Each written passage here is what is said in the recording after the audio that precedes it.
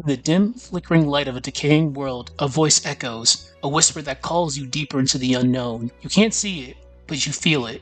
The creeping sense of being watched, the suffocating silence that fills every inch of space, and the non sensation that something is always just around the corner. Horror games have always been about more than just monsters that chase you in the dark.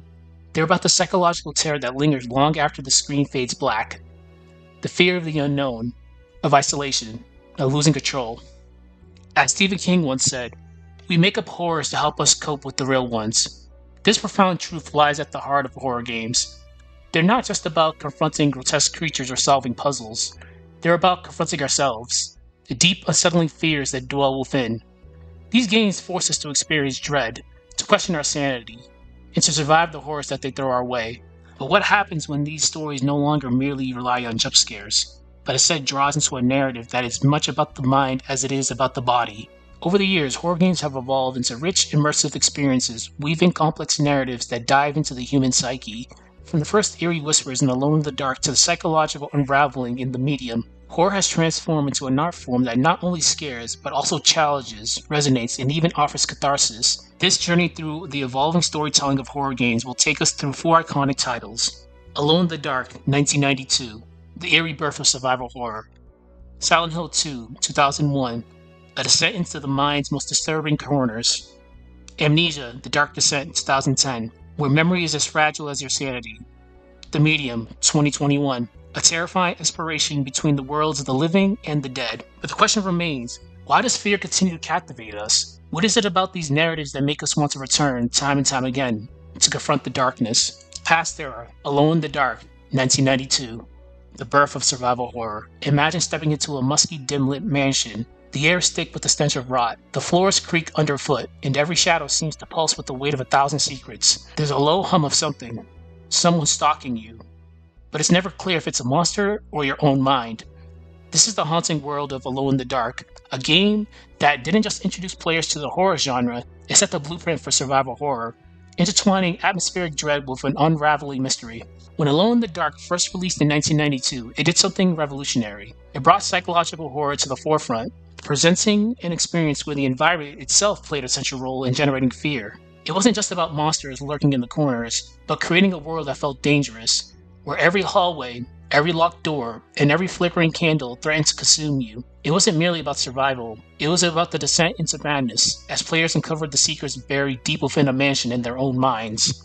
As the first game to combine the elements of action, adventure, and horror into a single cohesive narrative, Alone in the Dark set the stage for future games, showing that horror could be more than just visceral. It could be deep, psychological, playing with the player's emotion and a sense of safety. This atmosphere will carry forward into each game as we trace the evolution of horror game storytelling, examining how these games masterfully balance tension, narrative, and gameplay to create experiences that remain unforgettable. The Transition, Silent Hill 2, 2001, a descent into the mind's most disturbing corners. As the mist closes in around you, a thick, oppressive fog settles over a small, deserted town. You can hear the sounds of your footsteps on the cracked pavements, but beyond that, it feels as if you're not truly alone. Silent Hill 2 doesn't just throw monsters at you, it pulls you into a world where the true horror lies within. Here, in this frog-shrouded nightmare, the line between reality and nightmare is so thin, you can hardly tell where one ends and the other begins. Released in 2001, Silent Hill 2 took what Alone in the Dark established and amplified it to new heights. It wasn't about the creatures that lurked in dark corners or puzzle solving in haunted mansions. It was about the psychological horror in its rawest and most personal form. James Sunderland, the protagonist, doesn't just face monsters that symbolize external evil, he confronts the darkest corners of his own soul, the guilt, the grief, and the loss that he refuses to face. The creatures he encounters aren't just frightening, they're a manifestation of his psyche, reflections of his trauma. The beauty of Silent Hill 2 lies in how it engages the player on a psychological level, pulling them into the horror of not just surviving, but understanding their own personal fears. The game relies on atmosphere, symbolism, and narrative complexity, all things that would later become essential in the survival genre. Unlike Alone in the Dark, which made you fear the world itself, Silent Hill 2 made you question your own role in the nightmare. James doesn't just explore a haunted town, he explores his own mind, and in doing so, so do we.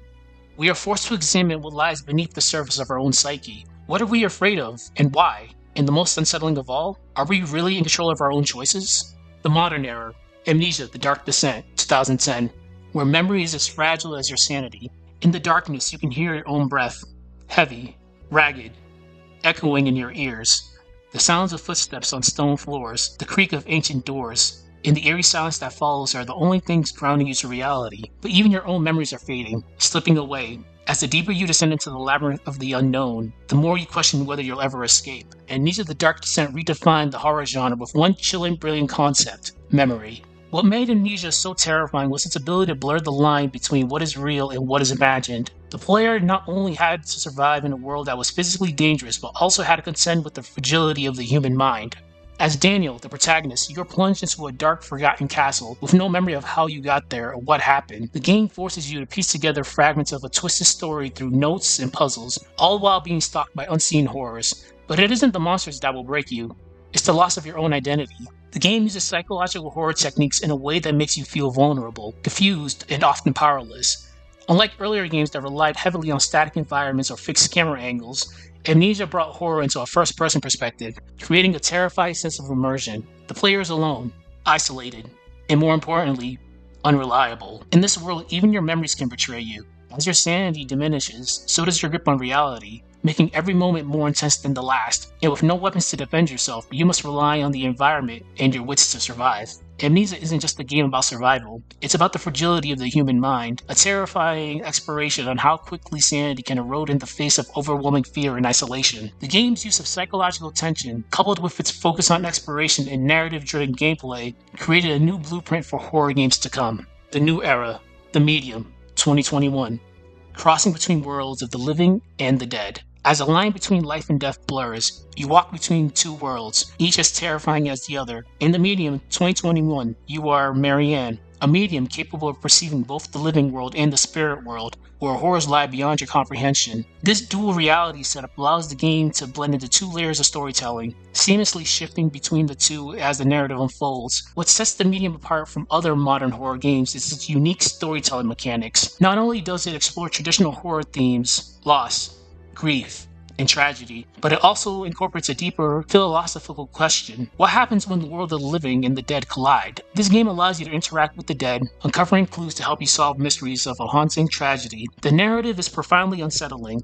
not only because of the monsters that stalk you, but because of the environment you inhabit. Each environment, both real and spirit world, is designed to unsettle the player emotionally, from the abandoned decaying buildings to the grotesque, dreamlike horrors of the spirit realm. The shift between these two worlds keeps tension high, creating a game that is much about uncovering secrets as it is about confronting personal demons. Marianne's journey is a battle not only with external monsters, but with the haunting specter of her own past, and compelling experience. The medium demonstrates the continued evolution of story-driven horror, blending traditional narrative techniques with innovative gameplay mechanics to create a unique and compelling experience. It takes the emotional depths of earlier titles like Silent Hill 2 and marries it with modern gameplay advancements, allowing players to navigate a world that is much about the mind and the spirit as it is about the physical survival. Through the years, horror games have evolved from simple survival tales into deeply immersive experiences that challenge our understanding of fear, memory, and human nature. From the early days of Alone in the Dark to the complex psychological puzzles of Silent Hill 2, the genre has continuously adapted to explore the darkest corners of our minds. As games like Amnesia and the medium has shown us, horror is not just about the monster in the dark, it's about what lurks in the deepest part of our consciousness. As the great Edgar Allan Poe once said, there is no exquisite beauty without some strangeness in the proportion. In many ways, horror games encapsulate this idea.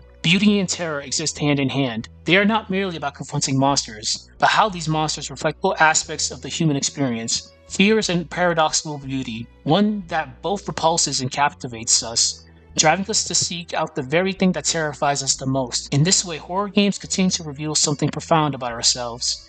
Our fascination with fear is not born of a desire to escape it, but of our need to face it and understand it. And so, with each horror game we play, we inch closer to the understanding of fear and survival. The next time you pick up a controller, ask yourself, what fear does this game awaken in me? And why do I seek it? Is it the monsters? Is it truly the monsters that haunt us? Or is it something deeper? A reflection of what we fear inside ourselves?